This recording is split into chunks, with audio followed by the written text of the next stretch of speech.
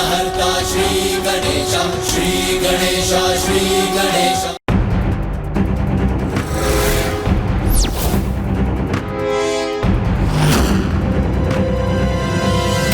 अब दुमिनी के रूप में मेरा अचूक अस्त्र उस देवियों की देवी पर वार करेगा। अब रश्मि प्रभा के माध्यम से मेरी भक्ति भी माता पराशक्ति श्री माता ललिता तक पहुंच जाएगी। माता के जगराते में जाना है।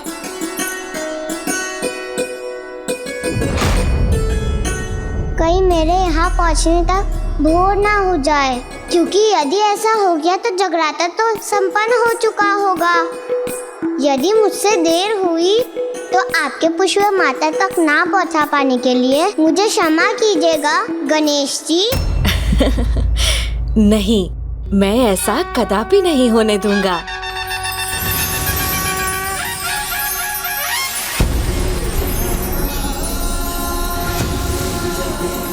मैं तो जैसे उड़ने लगी हूँ, मेरे पैरों तले की धरती जैसे अपने आप चलने लगी हो। वाह, ये तो चमत्कार हो गया। मेरे छोटे बाल इतने बड़े हो गए। आहा, अब तो माता के निकट मैं शीघ्र पहुंच जाऊंगी। कितना आनंद आया। और मैं यहाँ पहुंच भी गई। अब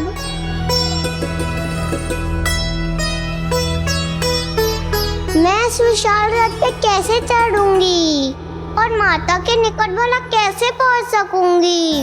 अब तो मैं भी इस बालिका की सहायता नहीं कर सकता, क्योंकि माता की सभा में तो उनकी इच्छा से ही प्रवेश प्राप्त होता है। इसीलिए अब तो माता ही सहायता कर सकती हैं।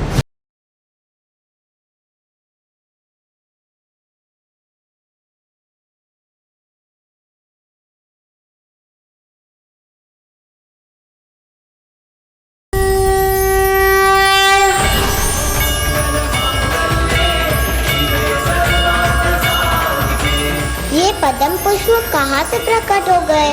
ये तो इतना विशाल है, मैं इस पर खड़ी भी हो सकती हूँ। जो भक्ति भाव से माता के द्वार पर पहुँच जाए, माता उसे कभी निराश नहीं करती। उसे अपने निकट आने का अवसर अवश्य प्रदान करती हैं।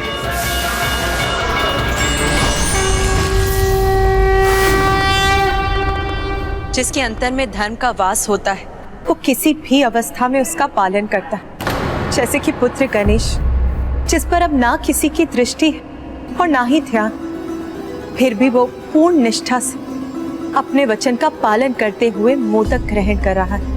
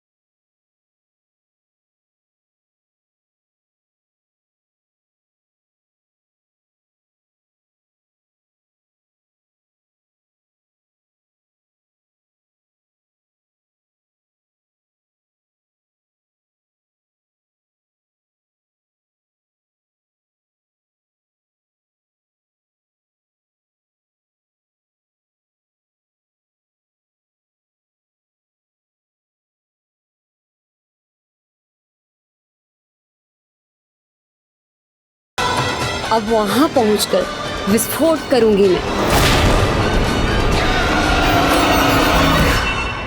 जिसकी मुझे प्रतीक्षा है, दुमिनी वहां उस विनाश का दृश्य कब प्रस्तुत करेगी?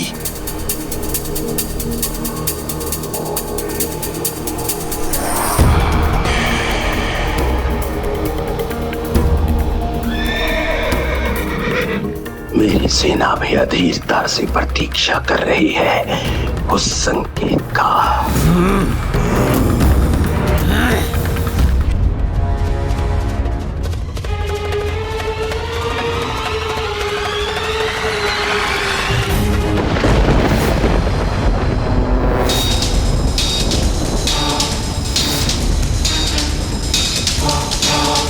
धूमनी माता के रथ पर?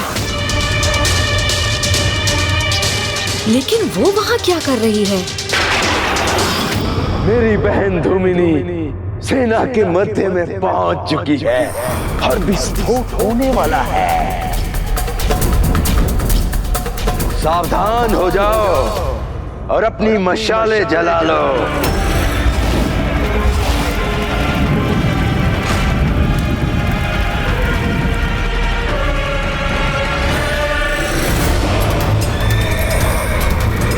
मेरी सेना से अब इन देवियों का ये अंतिम युद्ध होगा। दुष्ट भंडासुर छल से रात्रि काल में आक्रमण कर युद्ध के नियम भी भंग कर रहा है, जबकि उसकी अपनी पुत्री माता के रथ पर है। ये घटनाक्रम तो माता से भी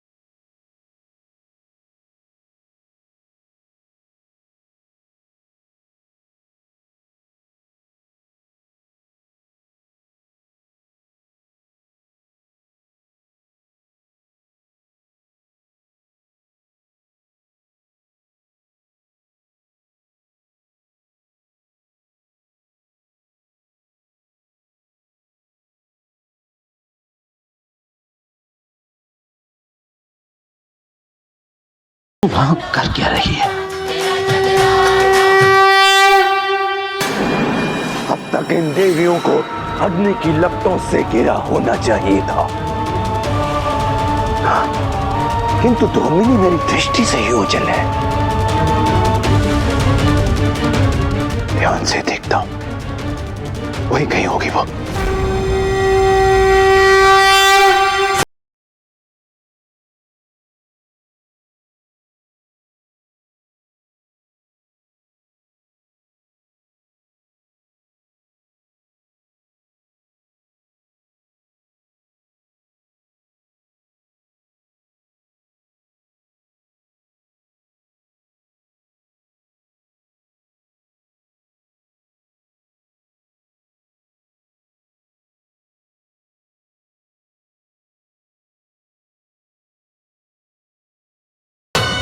धूमिनी उन पर नहीं, अपने इस आचरण से मुझ पर आघात कर रही है।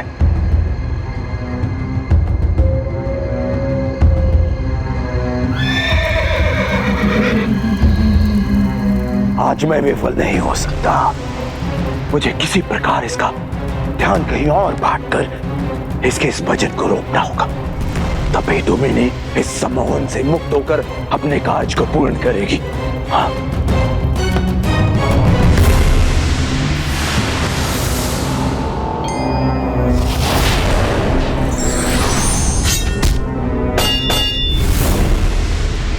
क्षमा करें असुर महानायक, किंतु इससे कहीं देवियां सावधान ना हो जाएं। हो सकता है, किंतु इतना तो चलता है, क्योंकि धूमिनी पुनः अपने कार्य पर केंद्रित होगी जो एक क्षण में विस्फोट कर इन देवियों का सर्वनाश कर हमारे कार्य को सफल कर देगी, तब सावधान होकर भी इनका कोई लाभ नहीं होगा।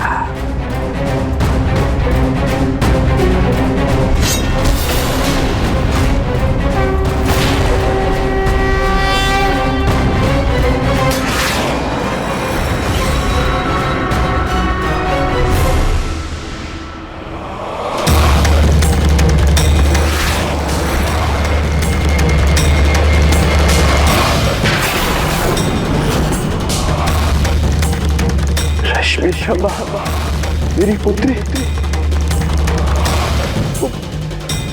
वहां क्यों और कैसे पहुंच गई? रश्मि प्रभा को ही संकट में डाल दिया मैंने। मैं इस दुर्घटना से किस प्रकार उसकी रक्षा करूं?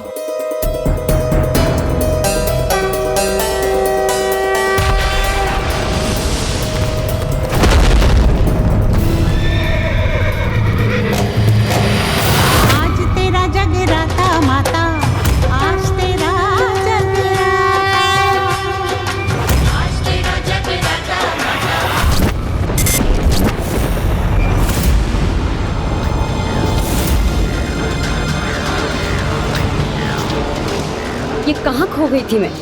मुझे अब एकाग्र रहकर अपना कार्य पूर्ण करना चाहिए।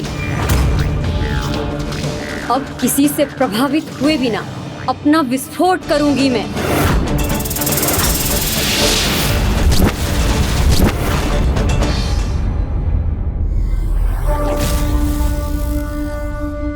माता, मुझे भी आपके दर्शन करने हैं। मुझे अपने निकट आने का मार्ग दिखाइए ना माता।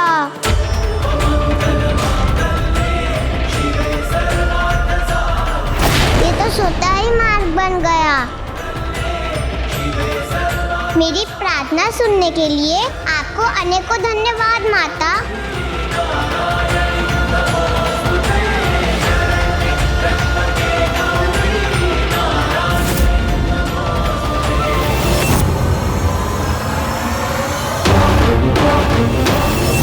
कुछ ही क्षणों में यहाँ सब भस्म हो जाएगा। नहीं, अभी नहीं, अभी ऐसा कदापि नहीं हो सकता। ये विस्फोट रोकना होगा मुझे।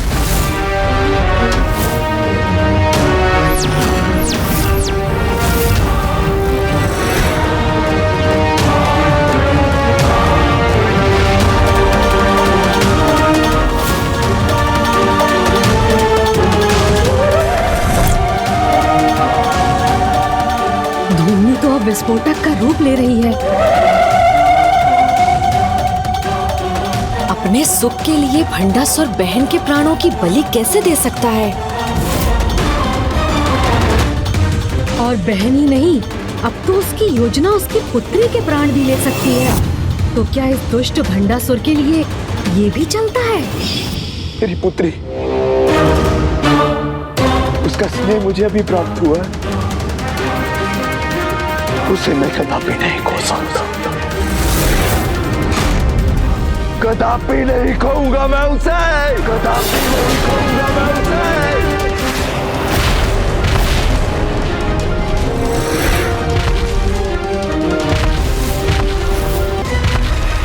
धूमनी विस्फोट करने हेतु माता के रथ पर है और अब भंडासुर भी उसी दिशा में बढ़ रहा है। किंतु माता के मुख पर ऐसे संकट के समय में भी सहज मुस्कान है। माता, ये कैसी लीला है आपकी? संभव है कि ये दुष्ट आपके दर्शन पाकर भक्ति में लीन हो जाए और सुधर जाए।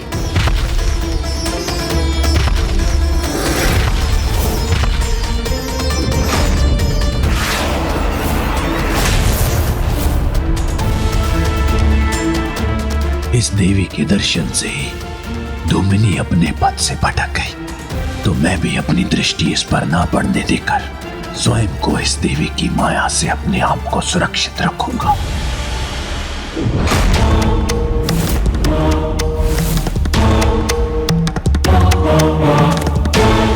शत्रु है हमारे मध्य।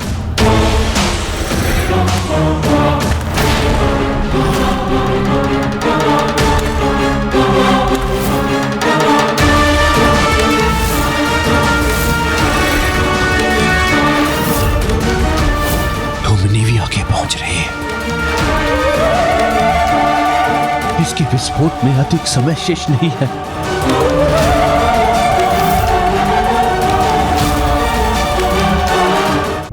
भंडासुर को भी अंततः देवी ललिता के दरबार में आना ही पड़ गया। माता की लीला भी अद्भुत है। वो चाहे तो असंभव को भी संभव कर सकती है।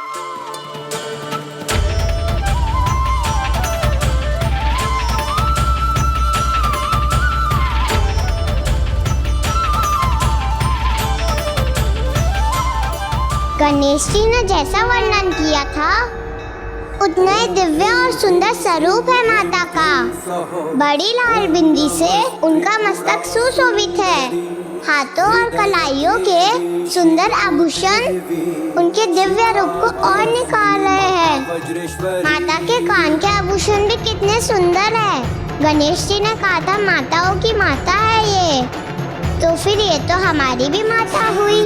तब तो मैं गणेश जी के पुष्प उन्हें समर्पित कर उनके ऐसे कान के आभूषण तो मांग ही सकती हूँ मैं। जय सर्व मंगले ज्वाला मालिनी चित्रे।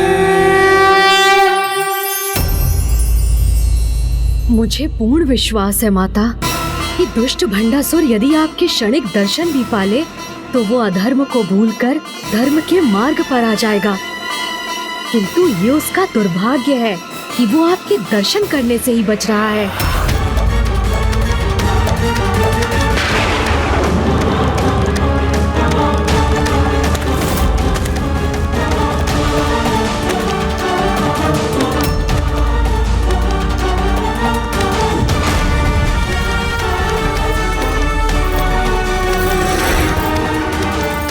धूमनी अब शीघ्र ही विस्फोट कर देगी, अर्थात मेरी पुत्री रश्मि प्रभा के प्राण संकट में है। मुझे इसे वहां से दूर करना ही होगा।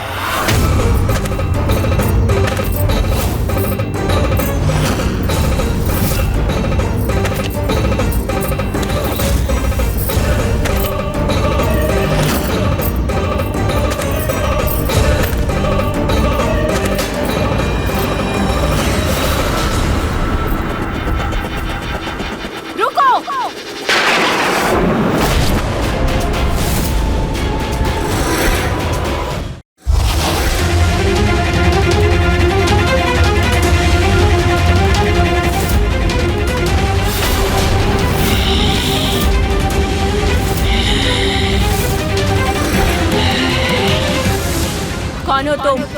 क्यों आई हो यहाँ? मैं कौन हूँ और यहाँ क्यों आई हूँ ये तो अब तुम सबको शीघ्र ज्ञात हो जाएगा।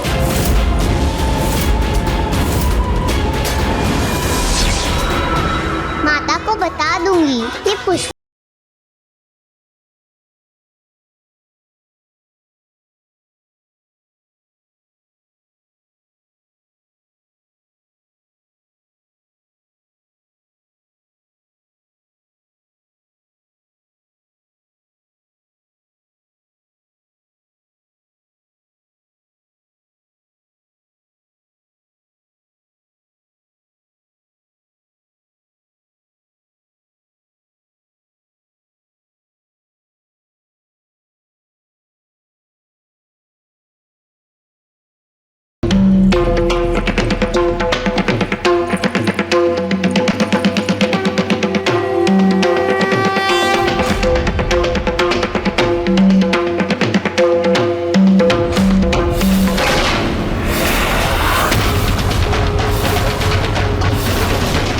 भंडासुर?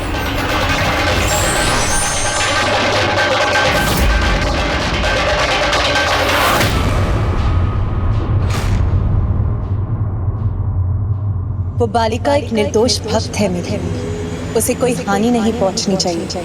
तुम्हें हानि पहुंचाने से अब मुझे कोई नहीं रोक सकता। दूर हो जाओ यहाँ से।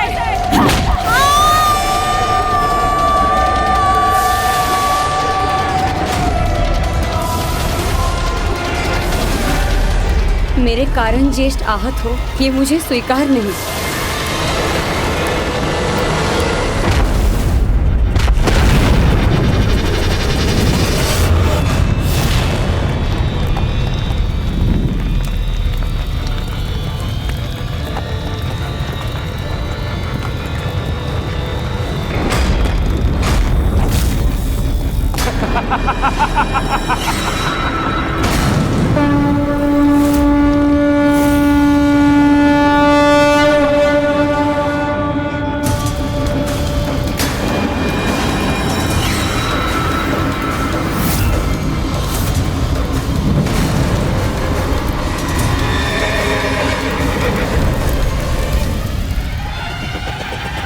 जैसे ही वहां पर विस्फोट हो तो बिना विलंब किए उन पर भूखे सिंह की तरह टूट पड़ो और वहां जो भी देवियां बची हो उन सभी का अंत करना। आक्रमण!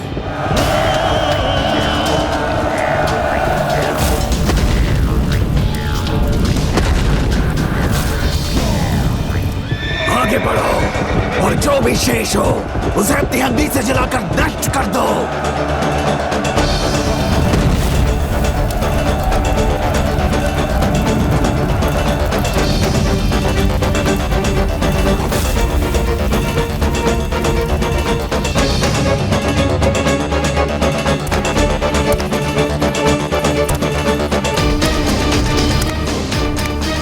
माता, ये उचित अवसर है। हम अभी आपके रथ के सामने इस दुष्ट का अंत कर सकती हैं। माता, बिना इस बालिका का स्पर्श किए हम इस दुष्ट भंडासुर की जीवन लीला यही समाप्त कर सकती हैं। किंतु आप हमें इसकी अनुमति क्यों नहीं दे रही हैं? देवी दंडी नाथ, भंडासुर ने कितने भी बुरे कर्म क्यों न किए, किंतु इस समय वो उस जीवन की रक्षा करने का पुण्य कर रहा है जिसका हृदय सरल भक्ति के सागर के समान। और यदि कोई पापी भी पुण्य कर्म कर रहा है तो उस समय उसका वध करना उचित नहीं होता।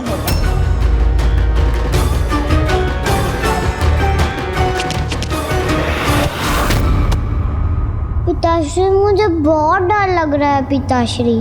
चिंता मत करो पुत्री, तुम्हारा पिता सदा तुम्हारे साथ रहकर तुम्हारी रक्षा करेगा। मैं तुम्हारी ढाल बनूंगा किंतु तुम्हारा कोई भी अनिष्ट नहीं होने दूंगा।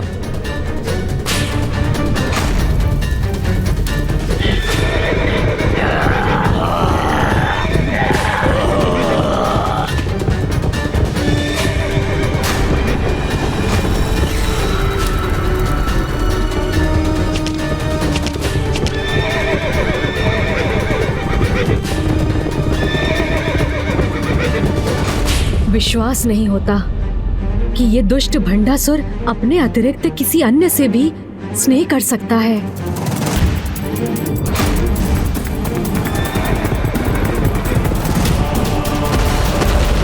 क्षतिग्रस्त हुआ है। हमारा रथ क्षतिग्रस्त हुआ है। हमारा रथ असंतुलित हो रहा है। माता, कृपा कीजिए।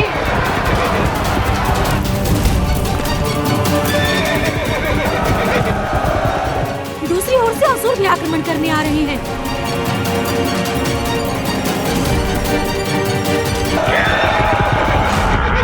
देवी ज्वाला मालिनी, देवी ज्वाला मालिनी, देवी पश्चिमा, देवी पश्चिमा, देवी ब्रजेश्वरी, देवी ब्रजेश्वरी, देवी ब्रजेश्वरी, देवी ब्रजेश्वरी। प्रणाम माता, आज्ञा दीजिए। आज रात्रि के इस युद्ध में मैं आपको हमारी सेना का सेनापति नियुक्त करती हूँ। अब इस असुर सेना का अंत करने का दायित्व आपका है।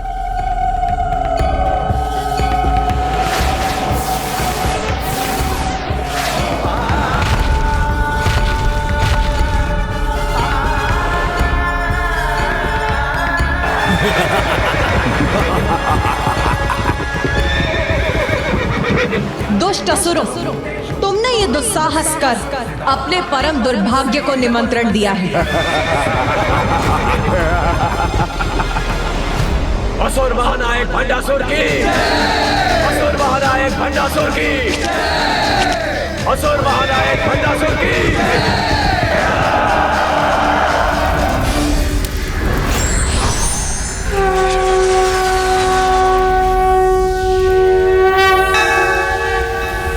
जय जय हो जय माँ बगलामुखी, जय जय हो जय माँ बगलामुखी। ये ज्वाला अब बुझेगी नहीं। मेरे भीतर सम्माहित होकर तुम पापियों का सर्वनाश करेगी।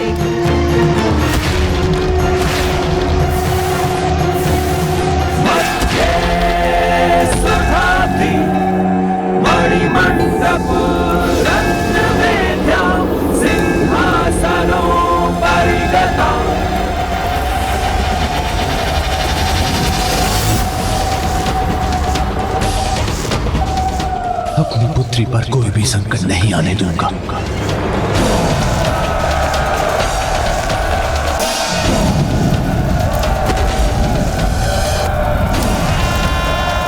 मुझे शीघ्र उसे सुरक्षित स्थान पर ले जाना होगा।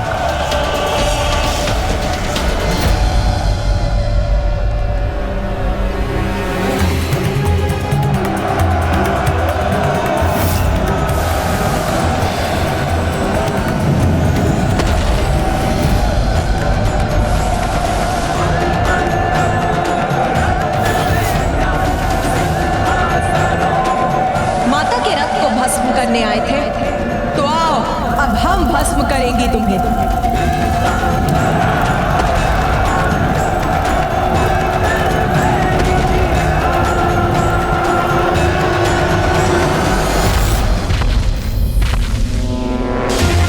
ये कैसा खिंचाव मुझे पीछे की ओर खींच रहा है?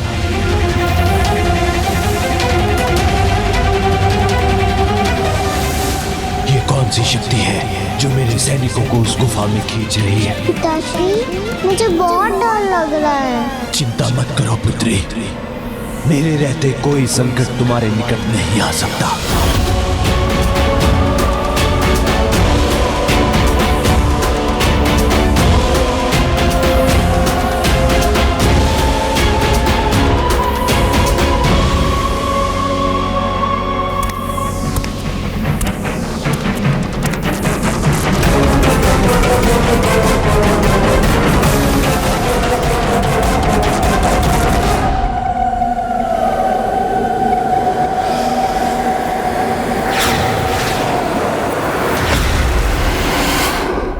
मेरी इतनी विशाल सेना कहां और कैसे लुप्त हो गई?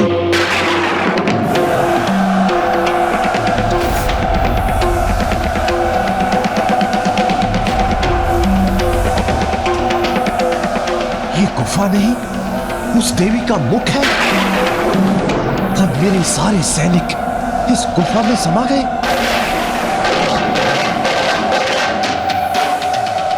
ये देवियां इतनी हिंसक और निर्दयी कैसे हो सकती हैं?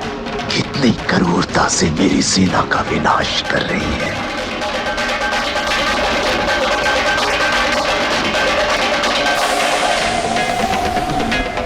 मुझे बहुत डर लग रहा है पिताश्री। ये समय अपने डर के सामने झुकने का नहीं, अपनी पुत्री को सुरक्षित स्थान पर पहुंचाने का है।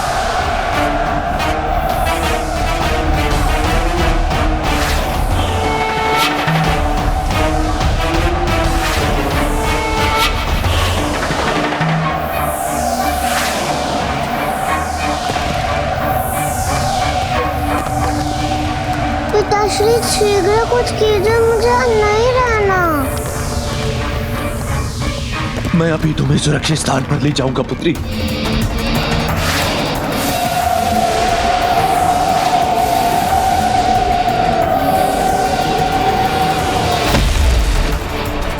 मेरी सेना का कितना भयंकर संहार कर रही है ये देवी।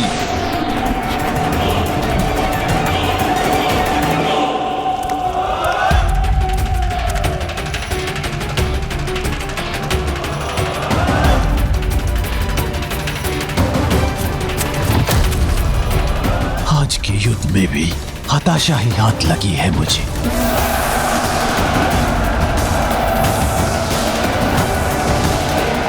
मेरी संपूर्ण सेना मेरे देखते देखते ही नष्ट हो रही है।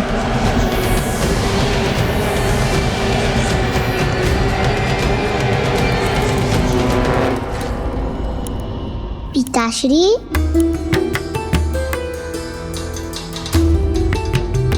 क्या हुआ पिताश्री? आप इतने चिंतित क्यों हैं?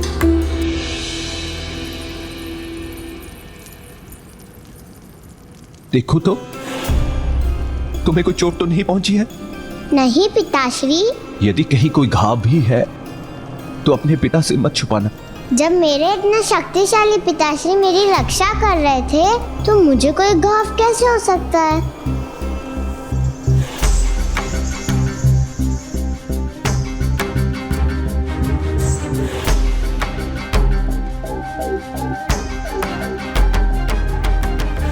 किंतु पिताश्री, मुझे बचाने में आप आहत हो गए हैं। रुकिए पिताश्री, आपके लिए लेप बनाकर लाती हूँ। नहीं नहीं पुत्री, मेरे प्रभु महादेव के चंदन का लेप ही मुझे स्वस्थ कर देगा।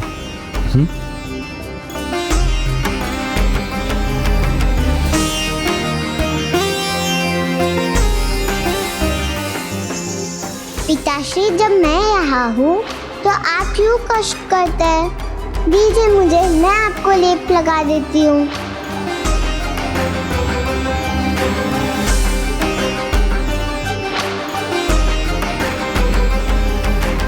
इसके नन्हे हाथों के स्नेहपूर्ण स्पर्श से मेरे घाव भर जाएंगे। पिताश्री, आप बुरा ना मानेंगे तो मैं आपसे एक प्रश्न पूछूं? अवश्य पूछो पुत्री, मैं तुम्हारी किसी भी बात का बुरा नहीं मानूंगा। तो मुझे बताइए ना पिताश्री, आप माताओं की माता श्री माता ललिता से युद्ध क्यों कर रहे हैं?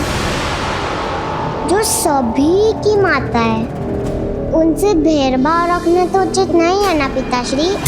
क्रोध से हो भयभीत ब्रह्मांड, जिन्होंने अपने दिव्य और मनोहर दर्शन से मुझे धन्य कर दिया, वो माता। ये क्या पिताश्री, आप मुझे इतने क्रोध से क्यों देख रहे हैं? नहीं, मेरी पुत्री तो मेरे प्राण का आधार है, मैं उस पर कैसे क्रोध कर सकता हूं?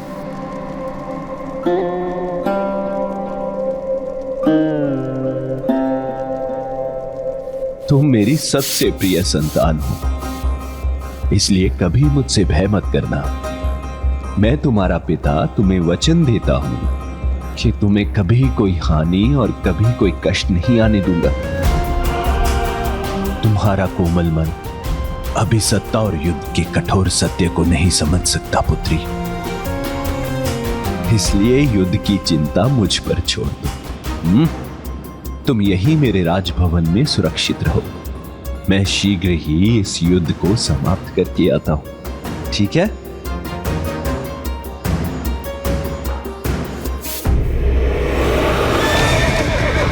रुक जाओ, रोक दो ये आक्रमण, रुक जाओ। रुको रुको, तुम मत जाओ, तुम सब मारे जाओगे, रुक जाओ। नहीं असुर, रुक जाओ, ये देवी अत्यधिक भयंकर है, रुक जाओ। माता के रथ को भस्म करने आए थे तो आओ, अब हम भस्म करेंगे तुम्हें। भस्म हम नहीं, तुम होगी देवी, वध करेंगे तुम्हारा, तब तुम्हें हमारी शक्ति का अनुमान होगा।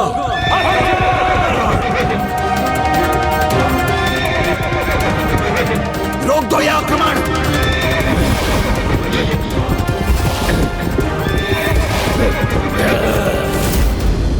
असुरों, रुको।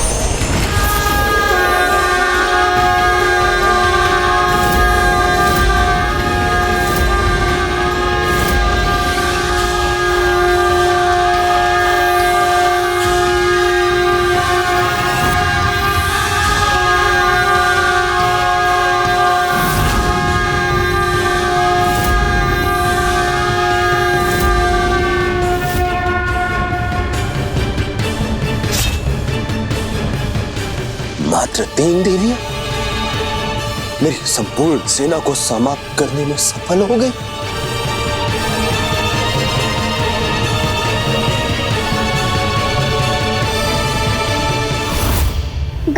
गणेश जी, गणेश जी। बालिका रश्मि प्रभा, आ जाओ, मैं यही हूँ। क्या हुआ, तुम इतनी डरी हुई क्यों हो? वो यहाँ इतना अंधेरा जो है ना, अंधेरे से मुझे बहुत डर लगता है। किंतु तुम्हारे निर्दोष हृदय में तो सरल भक्ति का उजाला है। डरना तो उन्हें चाहिए जिनके मन में पाप और अधर्म का अंधकार है और जो उस अंधकार में उलझकर अनेकों पाप करते हैं। जो तुम्हारे समान अच्छे कर्म करते हैं, सभी की भलाई का सोचते हैं, उन्हें सदा अपनी अच्छाई पर विश्वास रख कभी नहीं डरना चाहिए। और फिर मैं भी तो हूँ तुम्हारे साथ। अब डर दूर हुआ तो तुम्हारे मुख पर ये दुख का भाव क्यों आ गया? दुखी तो मैं हूँ गणेश जी। माता के जगराते में पहुँच कर भी आपका कार्य जो ना कर सकी, उसके लिए मुझे क्षमा कर दीजिए गणेश जी। किंतु इसमें मेरा कोई दोष नहीं था। मैं तो माता के दर्शन कर उन्हें आपके पुष्प समर्पित करने जा रही थी। तभी अचानक वहाँ बहुत बड़ा विस्फोट हुआ और इसी सब में आपके फूल समर्पित करना तो रह ही गया। इसलिए मुझे फिर से क्षमा कर दीजिए गणेश जी।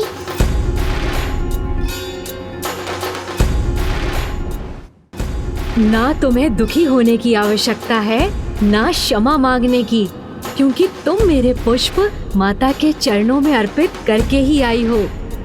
क्योंकि तुम्हारे हाथों से छूटकर वो माता के चरणों में जो जा गिरे थे। ओ, तब तो मैं सफल हुई ना प्रभु। किंतु एक बात तो फिर रह गई ना गणेश जी। मैं माता से उनके समान उनके कान के आभूषण नहीं मांग सकी। मुझे तुम्हारी ये श्रद्धा सुमन स्वीकार है पुत्र गणेश।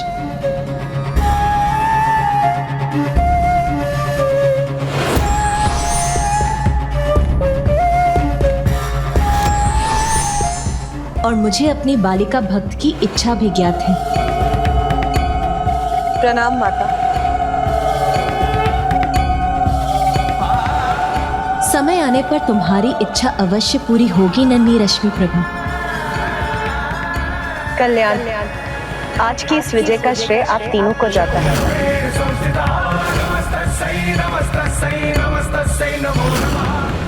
ये विजय का उत्सव मनाएं और हम अपने योद्धाओं को परास्त होते हुए देखें। इसे रोकने की युक्ति हमें कल सूर्योदय के साथ युद्ध के आरंभ होने के पूर्व ही करनी होगी। कोई युक्ति सफल नहीं होगी। हमारी पराजय निश्चित है। अब हमारा विनाश होकर ही रहेगा भ्राताश्री।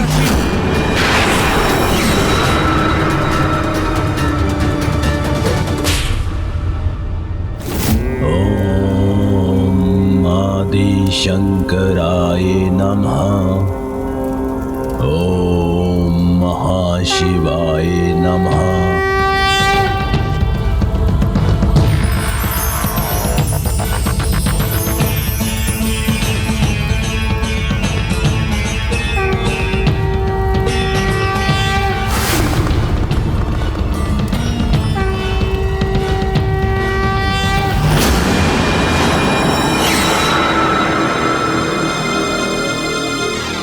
भ्राता विशंक, निश्चिंत रहो, क्योंकि जब तक ये मेरा यज्ञ विधि पूर्वक चलता रहेगा और जब तक स्वयं मंगल मूर्ति विघ्नहर्ता श्री गणेश जी अमरपुर में हैं, तब तक कोई हमें पराजित नहीं कर सकता।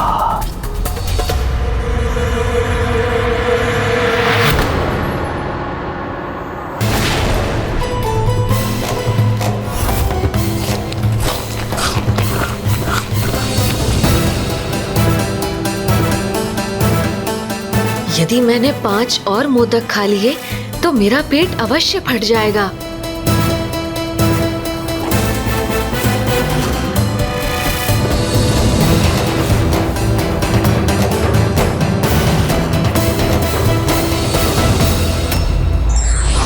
जो सज्जनता असत्य पर सत्य की जीत, अधर्म पर धर्म की जीत, पाप पर पुण्य की विजय निश्चित है। धार्मिक वीडियो सबसे पहले देखने के लिए हमारे चैनल को सब्सक्राइब करें और बेल आइकन दबाएं।